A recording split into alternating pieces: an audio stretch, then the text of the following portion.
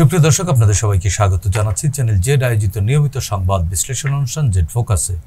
আপনাদের সঙ্গে আছি আমি সাইদ খান এবং আলোচনার জন্য প্রতিদিনের মতো আজও আমাদের সাথে দুজন অতিথি রয়েছেন। আমাদের সাথে আছেন, আমার বাম দিকে আছেন জাতীয় প্রেস ক্লাবের সভাপতি এবং দৈনিক কালের কণ্ঠের সম্পাদক হাসান হাফিজ।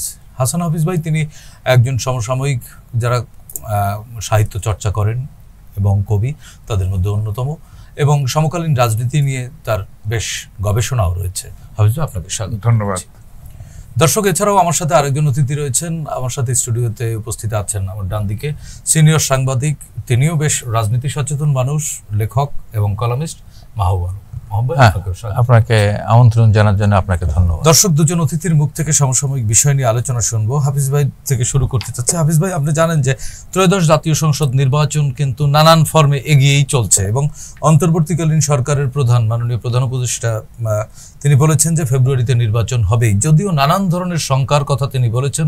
এবং গতকালকে সিঙ্গাপুরের একটি সংবাদ মাধ্যমে তিনি এক সাক্ষাৎকারে বলেছেন যে যদি বিচার এবং সংস্কার না হয় তাহলে নির্বাচন আয়োজন করলেও পরবর্তীতে সেই একই সংস্কৃতি ফিরবে। তিনি এই আশঙ্কা ব্যক্ত করেছেন। তারপরেও ওনার প্রেস সচিব কিন্তু গতকালকে আরও একটু দৃঢ়তার সাথে বলছেন যে কোনো ষড়যন্ত্রই ফেব্রুয়ারির নির্বাচন আটকাতে পারবে না। এই বিষয়টি ধরে আলোচনা শুরু করতে চাচ্ছি। এরই মধ্যে কিন্তু আবার নির্বাচন হতে দেয়া হবে না, নির্বাচনে যাবে না। অনেকে বৈষম্য বিরোধী যে আন্দোলন, সেই আন্দোলনে অনেক যারা কাঁধে কাঁধ মিলিয়ে আন্দোলন করেছে তারাও এই ধরনের হুমকি দিচ্ছে। এর পেছনে আসলে কি? একটা কিন্তু প্রচ্ছন্ন না, প্রকাশ্যই কিন্তু একটা নির্বাচন বিরোধী একটা আবহাওয়া তৈরি করার চেষ্টা হচ্ছে। সেটা কিন্তু জাতির জন্য মঙ্গলজনক হবে না কোনোভাবে। আপনি দেখেন যে গত যে তত্ত্বাবধায়ক সরকারগুলি ছিল, এখন তো অন্তর্বর্তী সরকার একই, তো এত প্রলম্বিত কারো মেয়াদ ছিল না। এবং এটা ঠিক যে একটা টার্মোয়েল এবং একটা মানে রক্তাক্ত একটা গণ অভ্যুত্থান, ছাত্র গণ অভ্যুত্থান যে সর্বপ্লাবী, সেটার যে দাবি, সেটা একটা মানে নতুন বাংলাদেশ নির্মাণ করা, সেটা তো নির্বাচন তো প্রয়োজনে, কিন্তু অতি অবশ্যই প্রয়োজন। মানুষের ভোটাধিকার কেড়ে নেওয়া হয়েছিল, তিনটা প্রশাসনমূলক নির্বাচন করা হয়েছিল। ফ্যাসিস্ট শেখ হাসিনা দেশটাকে একটা হাসির পাত্রে পরিণত করেছিল বহির্বিশ্বে। সেই গ্লানি এবং কলঙ্ক তো মোচন করতে হবে আমাদের, এবং ছাত্ররা, সাধারণ মানুষ সেটার প্রতিবাদ করে প্রাণ দিয়ে কিন্তু একটা অধিকার প্রতিষ্ঠা করেছে এবং নতুন বাংলাদেশ তৈরির একটা প্ল্যাটফর্ম তৈরি করেছে। সেটার সুযোগটা যদি আমরা না নিতে পারি, হয়তো 50 বছর 100 বছর আবার লেগে যেতে পারে। সুতরাং ক্ষুদ্র স্বার্থগুলি আমাদের রাজনৈতিক দলগুলির বলে যাওয়া উচিত। এই সিন্ডিকেটবাজিটা বন্ধ করা উচিত। নানান ষড়যন্ত্র, ক্রিয়া পদ্ধতি বলেন আপনি, তারপর স্থানীয় সরকার আগে নির্বাচন হতে হবে, একটার পর একটা কিন্তু সমস্যা তৈরি করা হচ্ছে। এই ফাঁকড়াগুলি আরও হবে, সামনে আরও হবে, কিন্তু আমরা যেন সেগুলির থেকে বিচ্যুত না হই। আমরা যেন একটা সিরাতুল মুস্তাকিমে একদম নির্বাচনের দিকে আমরা এগিয়ে যাই, ক্ষুদ্র স্বার্থগুলি ভুলে একটু স্যাক্রিফাইস করে, সংযমের পরিচয় দিয়ে, পরমত সহিষ্ণুতার পরিচয় দিয়ে যদি আমরা এগিয়ে যাই, তাহলে হয়তো একটা সত্যিকারের গণতান্ত্রিক। স্যাক্রিফাইসের সংজ্ঞাটা আপনি কিভাবে দিবেন? স্যাক্রিফাইস তো কে কাকে স্যাক্রিফাইস করবে?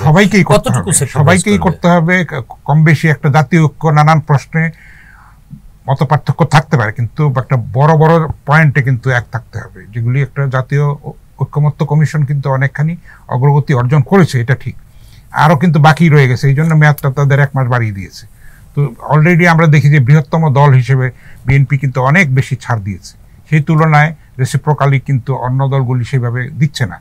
তো এইটা কিন্তু তারা কি মানে আপনার কাছে দৃশ্যমান এরকম কিছু হয়েছে যে তারা নিত্য নতুন একটা শর্ত দিচ্ছে, এই শর্তের বেড়াজালে একটা এটা প্রলম্বিত করা। এবং মানে আপনি দেখেন একটা নতুন দল এনসিপি ওয়েলকাম, তারা কিন্তু এখনো পর্যন্ত নিবন্ধিতই হয়নি, তাদের জন্য সময় বাড়ানো হয়েছে, তারা এখনো মার্কাই পায় নাই।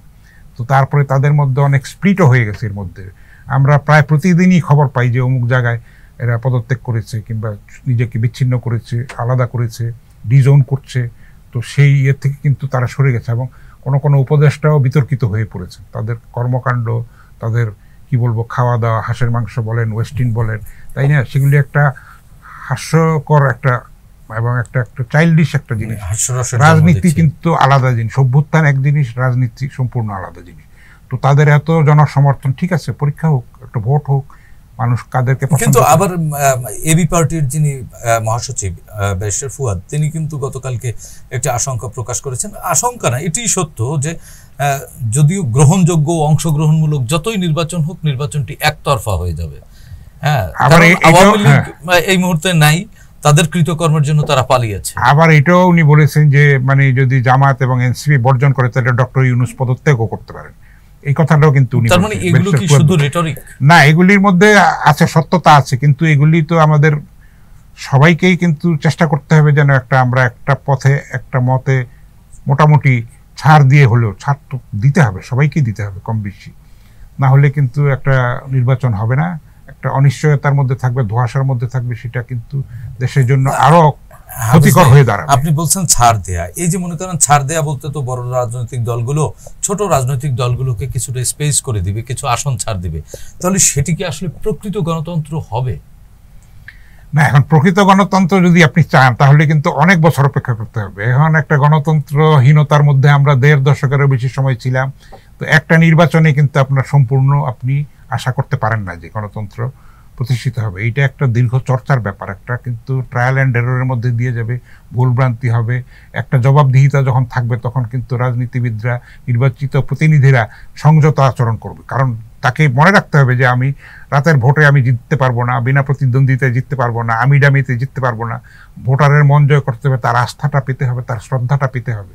আমি যদি ভুলভ্রান্তি করি, অন্যায় করি, শোষণ করি, নির্যাতন করি, সম্পদ লুট করি, সম্পদ পাচার করি, তাহলে কিন্তু তার কাছে আমি গেলেও আমি ভোটটা আর পাবো না। এই জবাবদিহিতার রাজনীতিটা, সেক্ষেত্রে মনে করেন ছাড় দিতে হবে কেন? জনপ্রিয়তায় উত্তীর্ণ হবার মতো সাহস অন্য রাজনৈতিক দলগুলো, আপনি যাদেরকে বলছেন যে তাদেরকে একটু ছাড় দিয়ে হলেও, তারা জনপ্রিয়তায় উত্তীর্ণ হবার মতো পরিবেশ পরিস্থিতি বা কর্মকাণ্ড করতে পারলো না কেন? সুযোগ তো ছিল, ভ্যাকুয়াম ছিল। হ্যাঁ, অনেকদিন ছিল। তো এখন একটা ইলেকশন হলে সবাই যে প্রত্যাশিত রকমের রেজাল্ট পাবে তা তো না। অনেকে মনে করছে যে এই যারা বিএনপি বিরোধী জোটে আছে, বাইরে আছে, তারা অনেকখানি বিএনপিকে চ্যালেঞ্জের মধ্যে ফেলবে, কিন্তু বাস্তবতা কিন্তু সেটা নয়। ঠিক আছে, বিএনপির মধ্যে ভুলভ্রান্তি কিছু কিছু আছে, কোনো জায়গায় বাড়াবাড়িও করছে, সেটার অ্যাকশনও তো হচ্ছে, আমরা দেখতে পাচ্ছি। এটা আগের বাংলাদেশের রাজনৈতিক সংস্কৃতির মধ্যে ছিল না, সেটা তারা করেছে, কিন্তু বড় বড় নেতাদেরকে তারা শোকজ করেছে, কাউকে সদস্য পদ থেকে বের করে দিয়েছে। তো তারা এর বেশি তো কিছু করতে পারে। বাকিটা যদি বড় অপরাধ করে থাকে, ফৌজদারি অপরাধ করে থাকে, ঘৃণ্য অপরাধ করে, সেটার দায়িত্বটা সরকারের, ব্যবস্থাটা নেওয়ার জন্য, সেটা সরকার নিতে পারছে না। সরকার সেই দৃঢ়তার পরিচয়টা দিতে পারছে না। আইন শৃঙ্খলা পরিস্থিতির উন্নয়নে পুলিশের যতটা ঘুরে দাঁড়ানো উচিত ছিল, প্রত্যাশিত ছিল, ততটা পারে নাই। এখন একটু চেষ্টা করছে। তো পুলিশকে তো আমরা একটা শক্তিশালী অবস্থানে দেখতে চাই এবং মানবিক পুলিশ দেখতে চাই। তারা দলীয় পেটোয়া বাহিনী হিসেবে কাজ করেছে, তাদের সবাইকে ঢালাওভাবে দোষও দেওয়া যাবে না।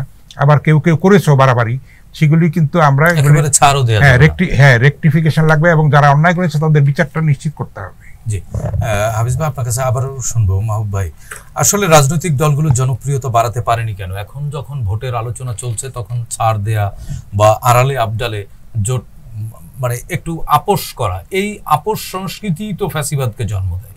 হ্যাঁ, আপোষ করে ক্ষমতার ভাগবাটোয়ারা নেওয়া বা অংশীদার হওয়া, এটি তো বিগত হাসিনা রিজিমকে ফ্যাসিজমের দিকে ধাবিত করেছে। আমরা সেই সংস্কৃতি থেকে বের হবার জন্যই তো এই জুলাই গণ অভ্যুত্থান। আমরা সেখান থেকে বের হতে পারলাম না কেন? 1 বছর কম সময় না, আবার অনেক বেশি সময়ও না। জনপ্রিয়তার মাপকাঠিতে রাজনৈতিক দলগুলো এগোতে পারলো না কেন? আসলে আমি রাজনৈতিক দলগুলো এগুতে পারলো না এই বক্তব্যের সাথে আমি কিন্তু একমত না। আর ছাড়ের যে বিষয়টা হচ্ছে গণতন্ত্রের চর্চার জন্যে, যেটা হাফিজ ভাই বলছিলেন যে রাতারাতি গণতন্ত্র হয় না, গণতন্ত্র নির্মাণ করতে হয়। তা এই আলাপ আলোচনা, রাজনৈতিক দলগুলোর মধ্যে যে পারস্পরিক আলাপ আলোচনা, তা এইটাই গণতন্ত্র চর্চার সূচনা হয়েছে। এইটা ফ্যাসিবাদী আমলের যেটা হতো সেটাও তো মুখ দেখা দেখি বন্ধ ছিল।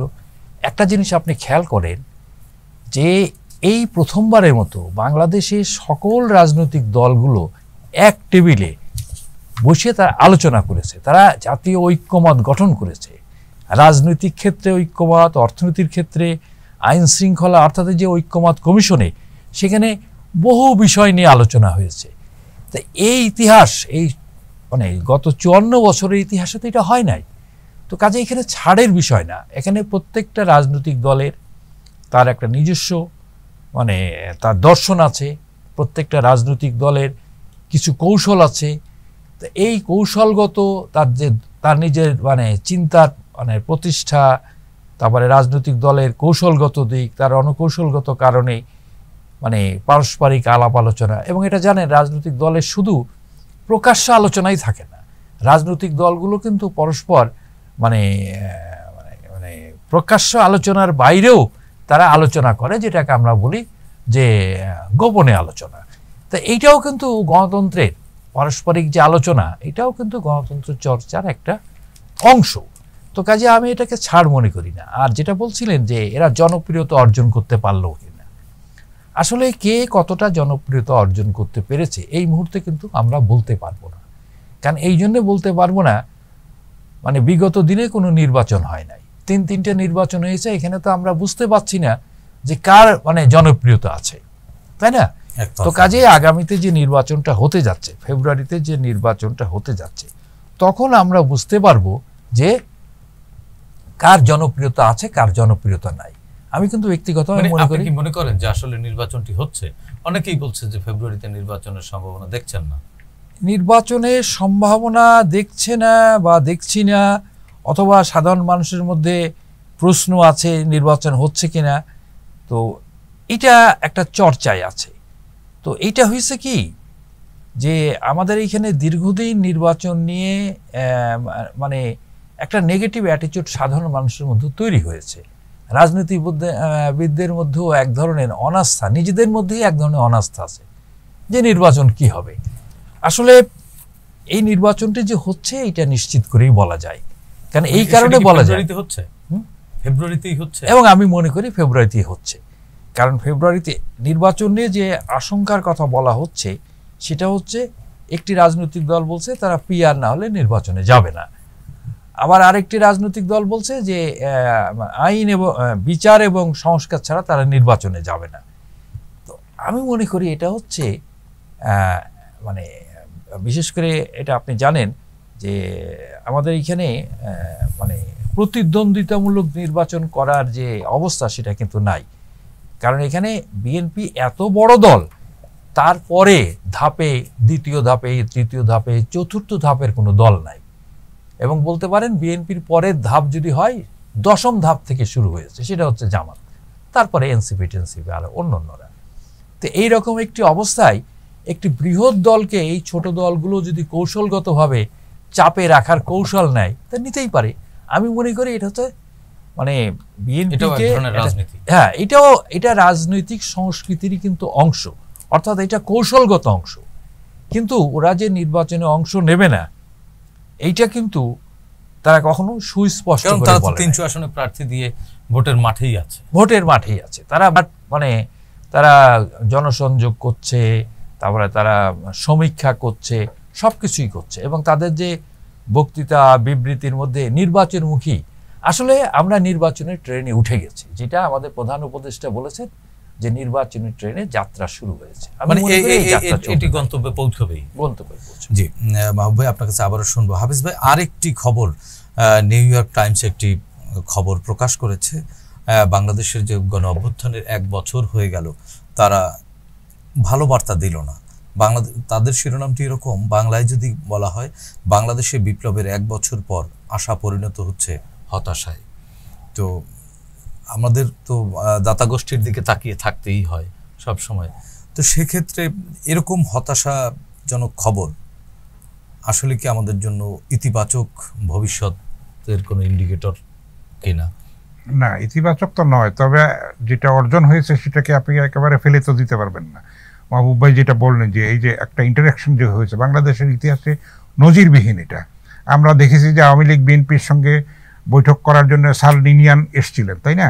তো সেটাও ব্যর্থ হয়েছিল, কিন্তু অল্প স্বল্প বৈঠক, দীর্ঘদিন ধরে ঐক্যমত্য কমিশন কিন্তু চেষ্টা চালিয়েছে, এখানে অনেক ডিবেট হয়েছে, মত পার্থক্য হয়েছে, কিন্তু তারপরেও তারা একটা জায়গায় কোনো ক্ষেত্রে পৌঁছেছে। একেবারেই অর্জনটা যে একেবারে বাদ দিতে পারবেন আপনি, তার অর্থনীতি যে ভয়ঙ্কর একটা অবস্থার মধ্যে ছিল সেইটা কিন্তু তারা মূল্যস্ফীতিটাও কমিয়ে এনেছে। তারপরে আপনার এত সম্পদ লুট হয়ে গেছে, আপনার রিজার্ভ তলানিতে এসে গেছিল, এখন কিন্তু ঋণ শোধ করেও একটা মানে সম্মানজনক পর্যায়ে আছে। তো আপনি এই অর্জনটাকে, আপনার নিত্যপণ্যের দাম ইদানিং কয়েকদিন ধরে বেড়েছে, কিন্তু তারা তো একটা সহনীয় পর্যায়ে ছিল, রোজার সময় কিন্তু তারা ট্যাকেল দিয়েছে। এগুলিকে আপনি কিভাবে দেখবেন? এগুলিকে একেবারে সব উড়িয়ে দেওয়া যাবে না। এবং আরেকটি জিনিস মোটা দাগে বলতে পারি যে প্রত্যাশিত আমরা হয়তো সাফল্যটা আমরা পাই নাই, এটা সম্ভব না অ্যাবসলিউট, এটা কোনোভাবে পৃথিবীর কোনো মানুষের পক্ষে সম্ভব না।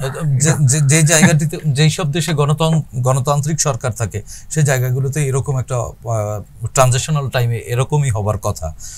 তারপরেও আপনি দেখেন এই যে অনেকে বলছে যে নির্বাচন হবে না বা নির্বাচন হতে দেয়া হবে না, তো সেটি একদিকে গণতন্ত্রের জন্য যেমনি ক্ষতিকর তেমনি অর্থনীতির জন্য তো বড় ধরনের অবশ্যই। আপনি বিনিয়োগ আসছে না, কর্মসংস্থান নাই। আমি যদি একটু আপনার সাথে যোগ করি হাফিজ ভাই, সেটি হচ্ছে যে আমরা দেখলাম গত 1 বছরের মধ্যে প্রচুর শিল্প কারখানা বন্ধ হয়েছে এবং এই বন্ধ হওয়া কারখানাগুলোর যে শ্রমিকরা তারা কিন্তু অপরাধ প্রবণ হয়ে উঠছে এবং এই অপরাধের জালটা কিন্তু সারা দেশে বিস্তার ঘটছে। এই বিষয়গুলো আসলে কিভাবে দেখেন? এই জায়গাগুলো হ্যান্ডেল করা কতটা? সেইভাবে সরকার কিন্তু দক্ষতার সঙ্গে এটা হ্যান্ডেল করতে পারে নাই, সত্যি কথা। তো সেই সিনসিয়ারিটিও ছিল না, ব্যবসায়ীদেরকে তারা আস্থায় নেয় নাই। রাজনৈতিক দলগুলিকে আস্থায় নিয়েছে কিন্তু অনেক কালক্ষেপণের পরে। প্রথম দিকে যদি নিত তাহলে কিন্তু এত বড় ক্রাইসিস হতো না। প্রথমবার তারা করেছিল ওই যে ফেনীতে যখন ভারত পানি ছেড়ে দিয়েছিল, মনে আছে আপনার? সেই সময় কিন্তু একটা ঐকমত্য হয়েছিল, বড় বড় ইস্যুতে কিন্তু রাজনৈতিক দলগুলিকে একত্রে থাকতে হবে এবং ব্যবসায়ীদেরকেও কিন্তু একত্রে নিতে হবে। সেটা কিন্তু সরকার একদম স্থবির, খুব ভয়ঙ্কর অবস্থা। ছাঁটাই হচ্ছে, মানে কলকারখানা বন্ধ করে দিতে বাধ্য হচ্ছে শিল্প উদ্যোক্তারা। সেটা কিন্তু খুব অশনি সংকেতেরই একটা মানে রেমিটেন্স নির্ভর। তো ভাগ্যক্রমে আমরা বেঁচে গেছি। শুল্কের যে মানে খর্গ ছিল সেটা কিন্তু আমরা শেষ পর্যন্ত এটাও সরকারকে সাফল্যের পরিচয় দিয়েছে সরকার। এটা তো স্বীকার করতে হবে। আপনি জানেন যে উপদেষ্টা পরিষদে এই বাণিজ্য উপদেষ্টাকে বিশেষভাবে ধন্যবাদ জানানো হয়েছে। মোস্তফা সরোয়ার ফারুকী সংস্কৃতি উপদেষ্টা, সে অনেক কাজ করেছে, তাকেও ধন্যবাদ জানানো হয়েছে। তো একেবারেই কিন্তু সরকার এটা ব্যবসায়ীদেরকে আস্থায় না নিয়ে ভুল কাজ করেছে আমি বলবো। যদি তাইলে অনেকখানি বিপর্যয় কিন্তু এড়ানো যেত। তারপরে এই কর্মসংস্থানটা বাড়ানো যেত। আবার সরকারি কর্মচারীদেরও কিন্তু বড় বড় মানে টোপ দেওয়া হয়েছে যে তাদেরকে এই সুবিধা দেওয়া হবে, তখন আবার আরেকটা অশান্তি তৈরি হবে এবং একটা বৈষম্য তৈরি হবে। যদি নির্বাচন এই ফেব্রুয়ারি থেকে পিছায় তাহলে অর্থনীতি এবং আমাদের পিছানোর তো কোনো সুযোগ নাই আপনার। তারপরে 1 মাস রোজা, আপনি এত লম্বা সময় তো দেবে না। আপনি দেখেন যে সেনাপ্রধানও বলে দিয়েছিলেন কিন্তু 18 মাসের মধ্যে নির্বাচন হতে হবে, তাই কিন্তু হতে যাচ্ছে। তো এটা সবাই মিলে এটাকে ধরে রাখতে হবে। কিছু কিছু তো থাকবে, এটা চাপ সৃষ্টির কৌশল, যে আমি যাব না, হ্যাঁ আমি একটু অভিমান করলাম, আমাকে আর একটু দেওয়া হোক, এগুলি হয়। তো এগুলি কিছু কিছু তো থাকবে। এগুলি যে একেবারে সবাই যে একেবারে সিরাতুল মুস্তাকিমে চলে যাবে এটা আশা করাটাও ঠিক না। কিছু কিছু তো থাকবে, প্রশ্ন থাকবে, আমরা প্রত্যাশা করি যে মীমাংসার পথেই বাংলাদেশ এগোবে। হাফিজ ভাই, গতকালকে একটি খবর আমাদের সারা দেশকে কাঁদিয়েছে। এক শিশু পৃথিবীর আলো দেখলো না অ্যাম্বুলেন্স সিন্ডিকেটের কারণে, অ্যাম্বুলেন্স চালকদের সিন্ডিকেটের কারণে। এ দায় কি শুধুমাত্র অ্যাম্বুলেন্স চালকের না রাষ্ট্রের আছে? এবং এটার মধ্যে কিন্তু আপনার সমস্ত কিছুর মূলে কিন্তু রাজনীতি যদি সুষ্ঠু না থাকে, দায়িত্বশীল না থাকে, দেশপ্রেমিক দল যদি ক্ষমতায় না থাকে, অঙ্গীকার যদি না থাকে, তাহলে কিন্তু এরকম আরো ঘটনা ঘটবে। সব জায়গায় সিন্ডিকেট থাকবে, ক্ষমতাসীনদের প্রশ্রয়ে কিন্তু এগুলি গড়ে ওঠে। আপনি এগুলির খোঁজখবর নিয়ে দেখবেন যে পতিত সরকারের ফ্যাসিস্টদের দোসরদের কিন্তু এখানে ইন্ধনও থাকতে পারে নানান জায়গায়। কিন্তু সিন্ডিকেট শব্দটি কিন্তু আবার নতুন করে আসছে। এখন এই সিন্ডিকেট ভাঙা গেল না কেন? গেল না, সেইভাবে সরকার সেই দৃঢ়তার পরিচয়টা দিতে পারে না। আমি বলেছি যে এখানে কিন্তু সরকার ব্যর্থতার পরিচয় দিয়েছে। আপনার পুলিশও সেইভাবে ঘুরে দাঁড়াতে পারে নাই, অনেকদিন এখন একটু চেষ্টা করছে, অনেকখানি পেরেছেও। আশা করি ভবিষ্যতে আরো দৃঢ় পুলিশ আমরা দেখতে পাবো। পুলিশের মধ্যে তো অন্যায় ছিল না তা না, ছিল, কিন্তু আবার ঢালাওভাবে এটাও বলা যাবে না, সেটাও বলা যাবে না। তো সিন্ডিকেট তো আগে একদিন জানতাম যে ডিমে সিন্ডিকেট আছে, এখন অ্যাম্বুলেন্স সিন্ডিকেট। আপনি নতুন নতুন ফিনোমেনন দেখবেন। এখন দেখবেন যে মধ্যরাতের সংস্কৃতি, কথায় কথায় যমুনা ঘেরাও, কথায় কথায় সচিবালয় ঘেরাও, এগুলিও তো ঠিক নয়। এত চাপ সৃষ্টি করা সরকারের উপরে, এই সরকার উৎখাতের জন্য বলা হয় যে 250 বার চেষ্টা করা হয়েছে, 250 বার নানানভাবে চেষ্টা করা হয়েছে। তো সেটা ষড়যন্ত্রটা তো দেশের মধ্যেই আছে, দেশের বাইরেও আছে, প্রতিবেশী দেশেও আছে। এখনো পর্যন্ত ভারত সরকার এই সরকারকে স্বীকার করেনি। তারপরে আপনার শেখ হাসিনাকে প্রত্যর্পণ করার জন্য মৌখিকভাবে বলেছে, চিঠি দিয়েছে, সেটা কোনো রেসপন্ড করছে না। এটা কিন্তু ভারতের বিশিষ্ট রাজনীতিক শরদ পাওয়ার বলেছেন যে হাসিনার এটা ঠিক হচ্ছে না, এটা এখানে কিন্তু স্বচ্ছতা এবং প্রতিবেশীরা সব মুখ ফিরিয়ে নিচ্ছে। একদিকে দেখেন, একদিকে পুশব্যাক করছে অবৈধ বাংলাদেশি বলে, আবার অন্যদিকে আবার সীমান্তে হত্যা করছে। আমরা তো সেটা করছি না। প্রচুর বাংলাদেশিদেরকে কিন্তু ভিসা পাসপোর্ট ছাড়াই আবার তারা আমাদের জলসীমায় ভারতীয় জেলেরা ধরা পড়ছে, আমরা তো তাদের গুলি করে মেরে ফেলছি না, আমরা জেলে নিচ্ছি, বিচার করছি, তারপর ফেরত দিয়ে দিচ্ছি, কিন্তু তারা তো সেটা করছে না। আমাদের দৃঢ়তার নিয়ে দাঁড়াতে হবে এবং আমাদের সার্বভৌমত্ব রক্ষা করতে হবে, সীমান্তে রক্তপাত যে কোনো মূল্য বন্ধ করতে হবে। হাফিজ ভাই, আপনার কাছ থেকে আবারও শুনবো। মাহবুব ভাই, সিন্ডিকেট নিয়ে আপনি এর আগে অনেক লেখালেখি করেছেন। সিন্ডিকেট, আবারও সিন্ডিকেট, এর পরেও, নির্বাচনের পরেও হয়তো সিন্ডিকেট থেকে যাবে। সিন্ডিকেট মুক্ত কি আদৌ আমরা হতে পারবো? এই নবজাতকের কাছে কি জবাব দেবো আমরা জাতিগতভাবে? আসলে এই নবজাতকের কাছে আমাদের জবাব দেওয়ার কিছু নাই, আমরা জবাব দিতে পারবো না। আমরা লজ্জায় শুধু মাথা নত করে থাকতে পারবো। এবং অতীতেও বিভিন্ন সময় আমরা এটা দেখেছি, বিভিন্ন ঘটনায় জাতি হিসাবে আমরা লজ্জিত হচ্ছি, কিন্তু সেই লজ্জার থেকে আমরা উত্তরণের জন্য যে পদক্ষেপ আমরা কার্যত এখনো নিতে পারি নাই। তো হাফিজ ভাই যেটা বলছেন, রাজনৈতিক দলগুলোর কারণে, রাজনৈতিক সংস্কৃতির অবনতির কারণেই কিন্তু আজকে এই সিন্ডিকেটগুলো। অ্যাম্বুলেন্সে চালক সমিতির দরকার আছে কিনা? অ্যাম্বুলেন্সেরও সমিতির দরকার আছে কিনা? অ্যাম্বুলেন্সের সমিতির যেমন দরকার নেই, ঠিক একইভাবে ডিম চালের ক্ষেত্রেও কি সমিতির খুব দরকার আছে? তো এই যে বিভিন্ন জায়গায় সিন্ডিকেটগুলো গড়ে উঠেছে বা এখনো যে সিন্ডিকেটগুলো আছে, কোনোটাই ভাঙা হয় নাই, ভাঙা যায় নাই। এবং এটা কিন্তু একদিনে গড়ে ওঠে নাই, এটা কিন্তু গত 15-20 বছরে না। এই সিন্ডিকেট কিন্তু স্বাধীনতা উত্তর বাংলাদেশেই শুরু হয়েছিল। কম্বলের সিন্ডিকেট, চালের সিন্ডিকেট, আপনাদের মনে আছে কিনা আমি জানি না। লবণের সিন্ডিকেট। তখন লবণের দাম ছিল 4 আনা। 4 আনার লবণ বিক্রি হয়েছে 50 থেকে 100 টাকায়। তখন এই সিন্ডিকেট মানে আওয়ামী লীগের নেতৃত্বে হয়েছে। এটা মানে ওপেন সিক্রেট যে এই সিন্ডিকেটের জন্য দায়ী করা হতো। তখন সাথে সিন্ডিকেটের একটা বাংলাদেশের জন্মের সাথেও একটা সিন্ডিকেটের মানে একটা সম্পর্ক আছে। তারপরে তখন রেশন শপের, তখন আমাদের যে মানে 4টে বড় শহরে রেশনিং ব্যবস্থা ছিল। তা আমরা তখন দেখেছি রেশনিং ব্যবস্থার সময় মানে অতিরিক্ত রেশন কার্ড করে একটা সিন্ডিকেট রেশনের সব মালামাল তারা মানে কালোবাজারে বিক্রি করে। এই সিন্ডিকেট কি সবসময় পাওয়ার পার্টির লোক হয়ে থাকে? এই সিন্ডিকেট পাওয়ার পার্টির লোক হয় অথবা পাওয়ার পার্টির সাথে সম্পর্কিত হয়। রাজনৈতিক ক্ষমতার ব্যবহার ছাড়া কখনোই একটি সিন্ডিকেট চলতে পারে না, চলে না। এখন তো রাজনৈতিক সরকার নাই, এখন চলছে কিভাবে? এখন চলছে রাজনৈতিক দলগুলো মানে অতীত রাজনৈতিক দলের ছত্রছায়। অতীতে যে ফ্যাসিস্ট যারা ছিল তারা এই সিন্ডিকেটের মালিক ছিল। সেই ফ্যাসিস্টের অবসান আমরা মানে ঘটাতে পেরেছি, কিন্তু ফ্যাসিস্ট ব্যবস্থার যে আমরা পরিপূর্ণ উচ্ছেদ কিন্তু করতে পারিনি। পরিপূর্ণ উচ্ছেদ করার জন্যে যে একটি গণতান্ত্রিক সরকার আসবে, দেশপ্রেমিক সরকার আসবে, আসলে পর তখন যদি সেই দেশপ্রেমিক সরকার যদি উদ্যোগ নেয়, কারণ এই অন্তর্বর্তী সরকারের পক্ষে এই সিন্ডিকেট ভাঙা সম্ভব নয়। কারণ অন্তর্বর্তী সরকার যেটা বললেন যে 200 বারের উপরে সরকার উৎখাতের ষড়যন্ত্র হয়েছে। কারণ এই যে সরকার, অন্তর্বর্তী সরকারের সবচেয়ে বড় বিপদ কি? আমার ভিতর থেকে বড় বিপদ হচ্ছে কখনো আনসার লীগ হিসাবে কখনো মানে আনসার লীগ হিসাবে তারা উৎখাতের চেষ্টা করছে, কখনো নার্স হিসেবে, ছাত্র পাস করার জন্য অটোমেটিক পাস, তারপরে অটো পাসের জন্য দাবি নিয়ে আসছে, কথায় কথায় সচিবালয় ঘেরাও, তারপরে সীমান্তে যেটা চাপ সৃষ্টি করা হচ্ছে, এই যে পুশিনটা তো এটা হচ্ছে হাফিজ ভাই একটু আগে বললেন ভারত আসলে কার্যত স্বীকার করে নাই এই সরকারকে, এবং তারা এটা কিন্তু গোপনও করে নাই। তাদের যে পররাষ্ট্রমন্ত্রী জয়শঙ্কর বলেছেন যে নির্বাচিত সরকার আসলে আশা করি সম্পর্কের উন্নয়ন হবে। ভারতীয় সেনাপ্রধানও বলেছে একই কথা, ভারতীয় সেনাপ্রধানও একই কথা বলেছেন। তা এইরকম একটি অবস্থায় এই অন্তর্বর্তী সরকার তাকে কাজ করার বেশ কঠিন, কিন্তু তো তারপরেও আমি মনে করি অন্তর্বর্তী সরকার এগুলোকে মানে বিশেষ করে এইখানে ভারতীয় আধিপত্য, অন্তর্বর্তী সরকারের অসংখ্য ব্যর্থতা আছে, আমি স্বীকার করি, এবং এটা অন্তর্বর্তী সরকার নিজেও স্বীকার করবে।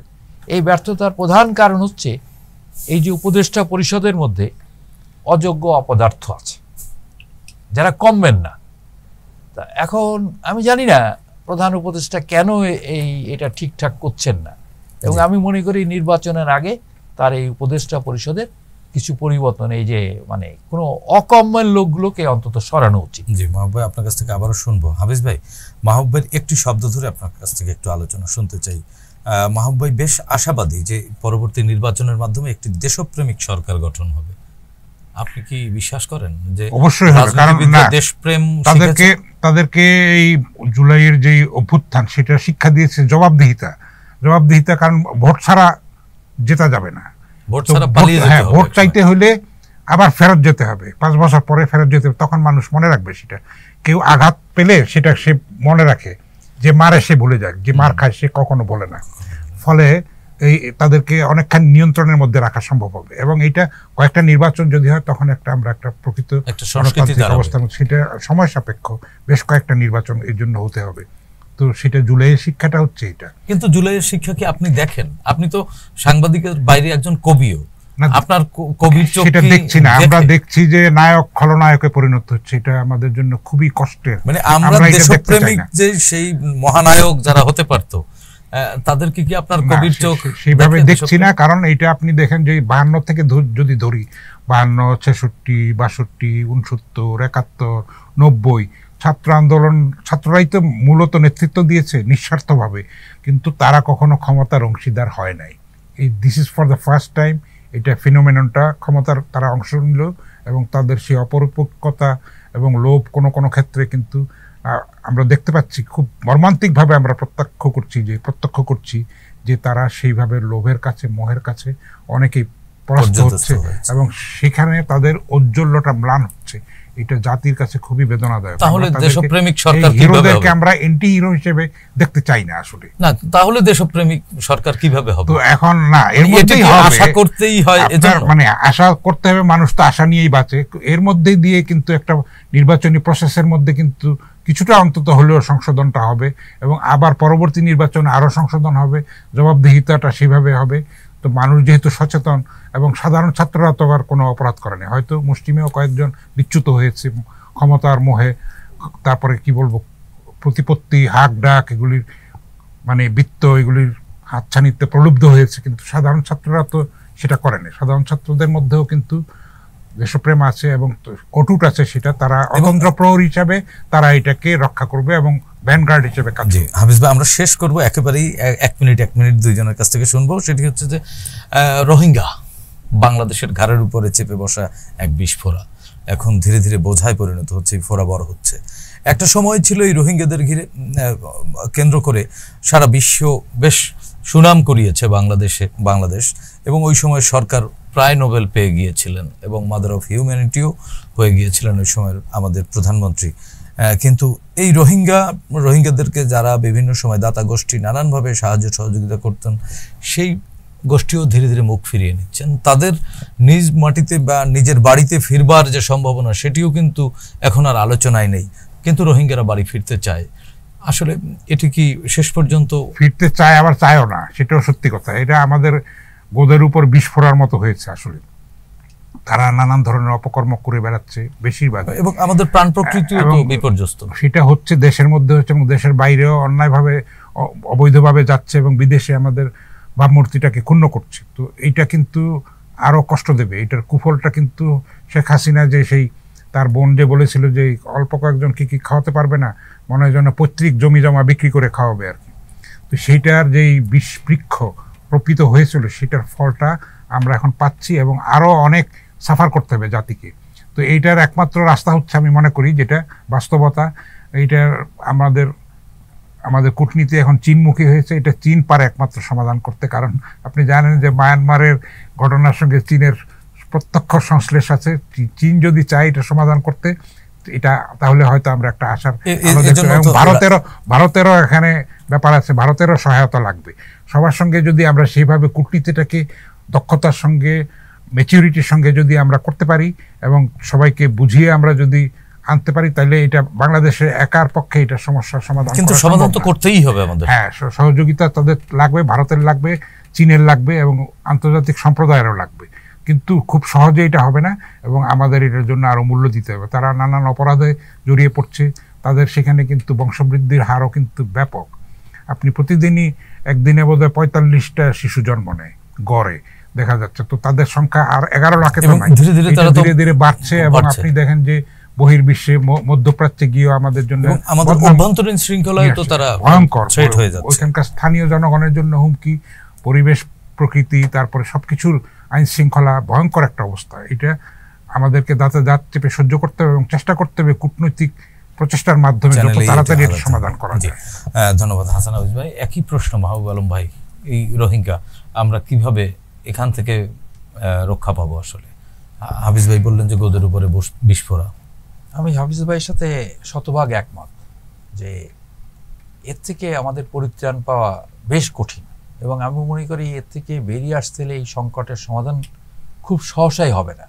কিন্তু এই সংকটের সমাধানের অভিমুখটা আমরা বুঝি যে আমাদের চীনের সাথে সম্পর্ক ভালো হচ্ছে, এই সংকট সমাধান করার জন্য আমাদের চীনের সাহায্য, শুধু চীন না, আন্তর্জাতিক সম্প্রদায়ের সাহায্য প্রয়োজন। এবং দাতা গোষ্ঠী কিন্তু ইতিমধ্যেই মুখ ফিরিয়ে নিয়েছে, তারা কিন্তু ওইভাবে সাহায্য সহযোগিতা আসছে না। দাতা গোষ্ঠীর মুখ ফিরিয়ে নেওয়া না নেওয়ার উপরে আমি খুব গুরুত্ব দিতে চাই না। এখানে হচ্ছে রাজনৈতিকভাবে গুরুত্বপূর্ণ, কারণ আজকে মিয়ানমারকে নিয়ে খেলছে কারা?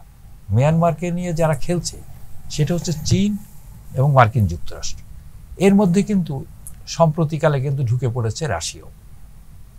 আবার ভারতের এক ধরনের এখানে মানে অন্তর্ভুক্তি আছে এই ঘটনায়, কারণ ভারত মানে মিয়ানমার থেকে পাইপ লাইনে তারা তেল নিচ্ছে, প্লাস হচ্ছে ভারতের পূর্ব অঞ্চলের বর্ডার, তাদের সাথে বর্ডার আছে, এবং সেইখানে তাদের জাতিগোষ্ঠীর মধ্যে সংঘাত আছে।